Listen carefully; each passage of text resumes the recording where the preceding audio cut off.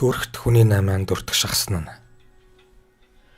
Турк Кипр Грек руу ажилчин гаргах зарын дагуу бүртгүүлж $3,500 төлж авчгаад хүний 8-ны золиос болох төгсөн нэгэн эмэгтэйг тагнуулын байгууллагын саяхан эх оронд нь авчирчээ. Хохирогч Бурмаа болон түүний нөхөртэй сар шинийн өмнөхөн уулзаж ярилцлаа. Таныг Туркд хүний 8-ны золиос болох гэж байхад манай тагнуулынхан очиж авчирсан гэсэн. Яаж яваад Туркд очисон бэ? Би 2016 оны 8 дугаар сард зар мэдээ самд нийтлэгдсэн. Турк, Грек, Кипр руу гэрээгээр ажилчид явуулна гэсэн зарын дагуу утсаар холбогдож, Че гэдэг залуутай танилцж явхаар болсон. Че намайг өөрийн биеэр хүргэж өгнө. Надаас гадна өөр хүмүүс байгаа гэж итгүүлсэн.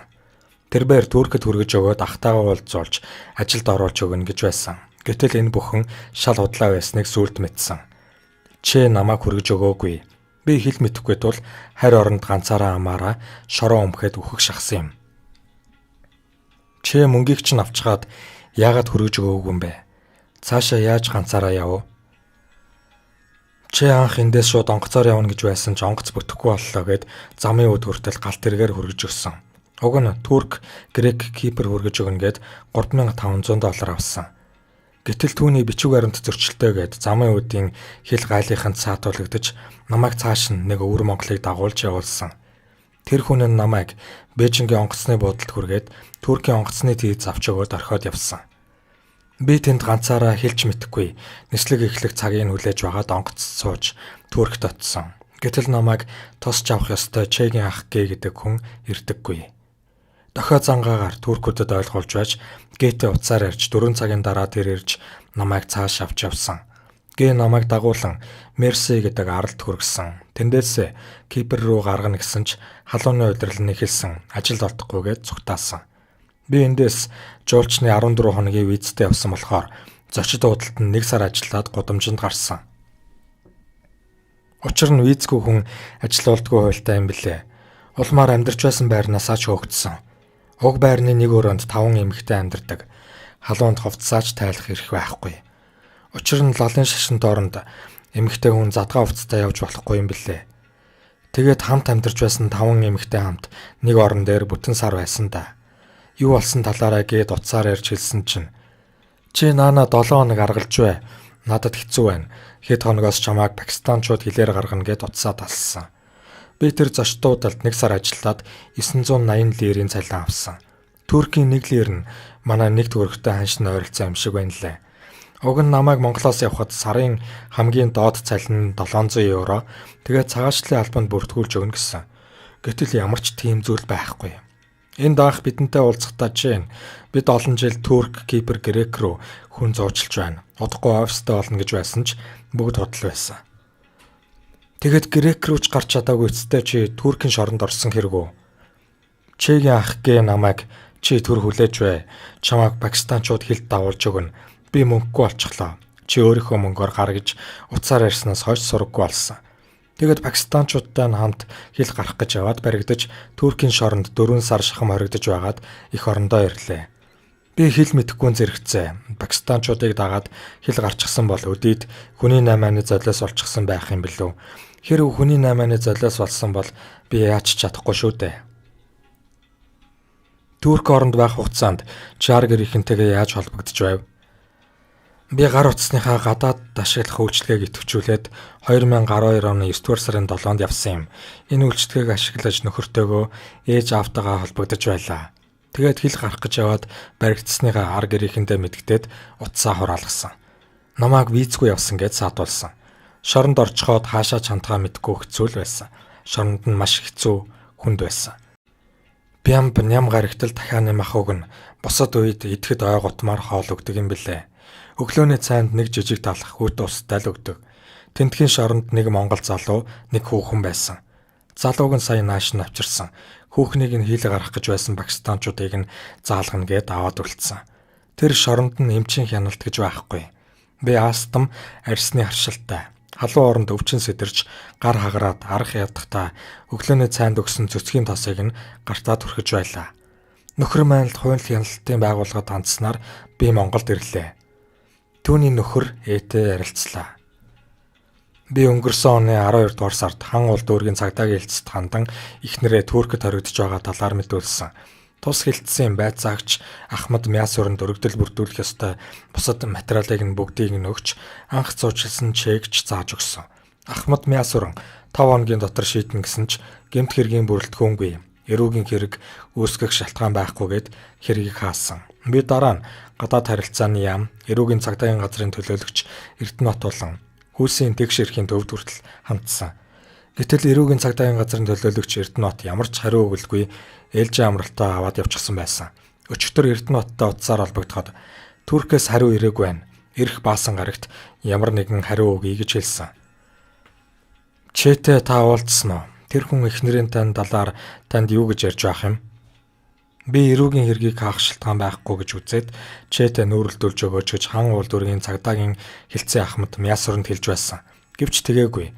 Харин манай эхнэрийн ээжид танаа охин чинь биднээс асуухгүй ажилласаа гарсан байна лээ гэж хэлсэн байгаа юм. Дараа нь охиныг чинь бид хил давуулсан чинь танаа охин өөрөө оройн цагаар дэлгүүр хэсэж аваад баригдсан байна лээ гэж хэлсэн. Тэр худлаа хэлээд байхад гэмт хэргийн бүрэлдэхүүнгүй гэж цагдаагийнхан хэргийг хаасанд гомдолтой явна.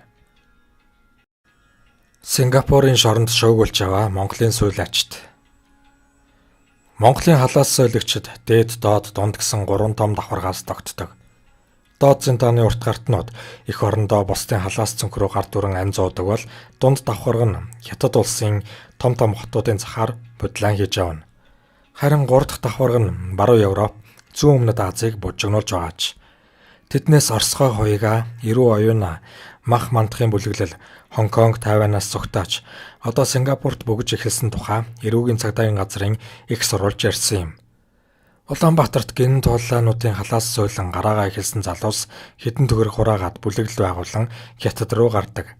Эренэс Жиньян цаашаа хөх хот тэндээсээ Бээжин гарч Мушан, Явлаг, Хонконг, Орос захыг бужигнуулж өгөөд Тянжин, Сицацуан, Гуанчжоу руу дөрөвдөг гэж байгаа. Хужаа нарын халаас хотыг хуус гисрэн нүүрс өөрн тэндээ томорч чадвал нэг хэсэг нь Таиланд, Макао, Сингапур руу, бүр даварвал Австрали руу орчдог гэж байгаа. Хэрвээ ногоон төв Австральд хөл тавьсан бол манай урт гартнууд тэнд сансан бүхнээ хийж сарвайсан бүхнээ авч амьдардаг юм байх. Энэ удаа Сингапур улсыг самарч байгаа манай луурчдын тухай өгүүлэх болно. Тус улсад зорчиж буй Монгол иргэд гэмт хэрэгт холбогдох нь нэмэгдвэл харилцан визгүй зорчих Тата нөхцөлд харшилж болохыг Сингапур улсад суугаа ерөнхий консул сүхэн анхааруулж байна. Хонконг, Шинжээний хооронд ганцгийн 8 хийдэг 4 монгол иргэн хуурамч бүтээгдэхүүн борлуулсан гэргээр Сингапурт ялд эдэлж байна. Тэд дэлхийд алдартай Gucci, Louis Vuitton, Burberry зэрэг фирмийн барааны нэр бүхий цүнх төрөвч зэрэг бүтээгдэхүүний дуур амьдлыг Шинжээний цахаас бөөндөж Сингапурт зарж байгаад цагтаа нарт баривчлагдчихэ. Сингапур улсын худалдааны маркийн тухай хуулиар хуурамчаар үйлдвэрлэсэн эд барааг бусдад худалдвал 10-аас 100 мянган $аар торгох буюу 5 хүртэл жилээр шорон торих ялтай аж. Gucci, Louis Vuitton зэрэг фирмийн нэр бүхий хуурамч бараа зарж байгаад баривчлагдсан инх чаргал ган живүүр нар Баяраа гэдэг өвөр монгол хүн хөлсөлж ажилуулдаг гэж мэдүүлжээ. Тэд метроны гадна зогсож цагдаа ирэхээс өмнө бараагаа зарж байсан гин. Энэ хэрэгтэй тэд Сингапурын шоронд 6 сар хоригдох ял авсан байдаг. Харин хуурамч бүтээгдэхүүн байнга борлуулж байсан Лавг Ням, Батүлзийн нар шоронд 1 жил хоригдох ялаар тус шийтгүүлв.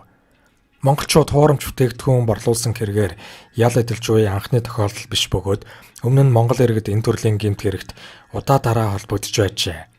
Иймд Сингапур улсад суугаа ерөнхий консулын газраас Монгол иргэдийг гэмт хэрэгт холбогдохоос сэргийлэн тус улсад зорчиж байгаа Монгол иргэдэд ухуулга хийж Сингапурын цагдаагийн байгууллагатай хамтран ажиллах харуулв. Сингапур улсад жилд 5,000 гаруй Монголын иргэн зорчдог. Манайхны үлдэж буй гэмт хэрэг нэмэгдвэл хоёр орны найрсаг харилцаанд нөлөөлж улмаар харилцан визгүй зорчих Тата нөхцөлд харшилж болохыг тус улсад суугаа ерөнхий консул Сүхэ манай сониноор дамжуулж иргэдэд анхааруулахыг хүссэн юм. Тэгвэл жилийн өмнө Сингапурын Чанги шоронд манай улсын 3 залуу хулгайн хэрэгээр ял эдэлж байна. Энэ талаар тус улсын хорих байгууллагын мэдээллийн сайтад өчжээ. Монгол улсын иргэн Хашбат, Баяр сайхан, Эрхэнбаатар нар өнгөрсөн оны 10 дугаар сарын 16-нд Clarkway гэдэг олон нийтийн газарт нэгэн эмэгтэй халааснаас гар утсыг нь хулгайлж байгаад гартуулжээ. Мөрдөн байцаалтын явцад дээрх этгээдүүд хэд хэдэн удаа бусдын гар утсыг хулгайлсан, мөн төрөвч суйлан зээлийн картыг нь ашигласан тогтоогдожээ.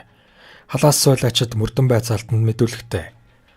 Би хятадд хулгайж байхдаа Сингапурыг хулгай ихэд их тохиромжтой газар гэж нутаг нэгтнээсээ сонсч байсан хэмээн Хэвнэг мэдүүлсэн байдаг. Тэд ихэвчлэн олон нийтийн газарт ажилд хийж байгаад салцгаадаг. Улмаар нэг нь хулгай хийж, нөгөө хоёр нь зогтоход тусалдаг. Хулгай ихт нь китл буюу хааж өгдөг. Хулгай эзүүлийг тэр дорн дамжуулан авдаг гэх мэт нарийн төлөвлөгөөтэй байсан гин. Хулгайг ихэвчлэн хаш бат гэгч нь гардан хийж, нөгөө хоёр нь тусалдаг байсан аж. Баяр сайхан Эрхэнбаатар нар мөрдөнд орсон хойно хаш батыг 29,200 Сингапур долларын эд зүйл хулгайлахад нь тусалснаа хүлээжээ. Мөн харь иргэдийн зээлийн картыг хэд хэдэн удаа хулгайлан ашиглаж дэлгүүрээс худалдаа хийсэн байна. Хулгайлсан зээлийн картаараа тус бүр нэг удаад 3,663-аас 7,919 Сингапур долларын эд зүйл авч байсан аж. Мөн хашбат Сингапурын нэгэн их дэлгүүрээс богоовч үнэт эдлэл цахилгаан бараа зэрэг 81,000 Сингапур долларын үн бүхий эд зүйлийг хулгайлсан нь камерт бичигдэн үлджээ. Хулгайн эд зүйлээ цуглуулж байгаад контейнер ачуулан Монголд авчирч зарах гэж байсан талаараач хулгайч залуус мөрдөн байцаалтанд мэдүүлжээ. Сингапур улсын шүүхээс олон удаагийн хулгай хийсэн гэх үндслээр хашбатад 6.5 жилийн хорих ял оноосон байна. Харин түүний хамтрагч Баяр сайхан Эрхэнбаатар нарт тус бүр 4.6 жилийн хорих ял оноожээ. Нутаг нэгтнүүдэд дагуулж хүний газар хулгайг санаачлаг анх гаргасан Хүрэл хоёрын хашбат 25 настай. Монголд байхдаа тэрээр хулгайн гэмт хэрэгт холбогдож тэнсэн харгалзах ял авч байсан. Нийслэлийн цагдаагийн халаасны хулгайтай тэмцэх хилцээний хар дарсанд орсон нэгэн байв. Харин Викторийн Баяр сайхан тогтохын Эрхэнбаатар нар 31 настай. Тэд бүгд жуулчны визээр Сингапурт очижээ. Манайхан тус улсад хулгай их нь бараг хэвийн үзэгдэл байдаг тухай тус улсын цагдаагийн гуравдаа Ли Чан Ю Сингапур Ньюс сайтад ярьцлага өгсөн байна. Мөн Сингапураас хятад руу хууль бусаар хар тамхи зөөх наймыг ихэвчлэн монголчууд хийдэг гэх. Тэнд монгол бүсгүйчүүд ч олноороо бие үнэлдэг гэх судалгаа бий. Хууль бус наймаанд илэрчгүй бол хулгай их нь тийм ч содон үзэгдэл биш гин.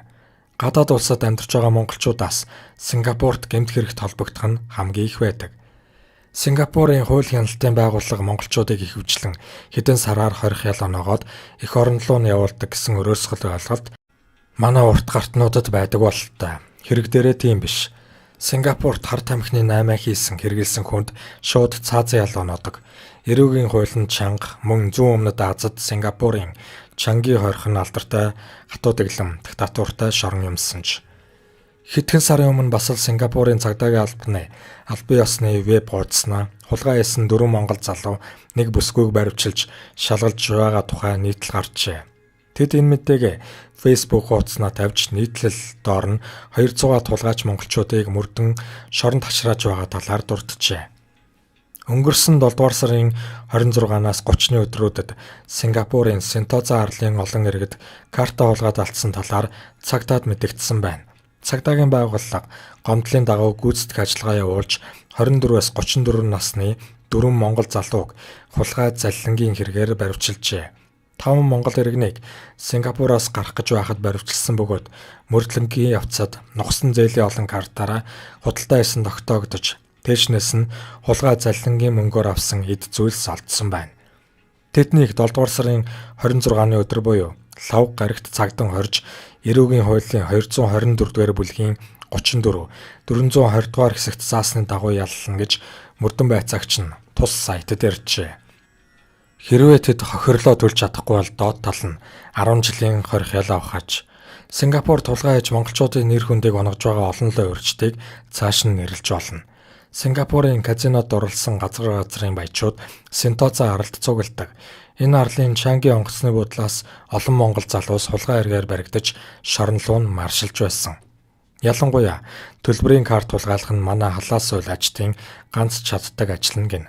2018 оны 2 дугаар сарын 21-нд Сентоза арлын Чангийн онгоцны буудлаас Монгол улсын иргэн гэсэн тодтолтой 2 гэмт хэрэгтэн баригдсан аж. Тэдний нэг нь 45 настай Бадамсүрэн, эцэг нь 18 настай зол баяр хүүгээ казино тоглуулахын тулд хуурамч бичиг баримт үлдэн зорилгоо биелүүлсэн тогтоогдож $1000 торгуул төлжээ.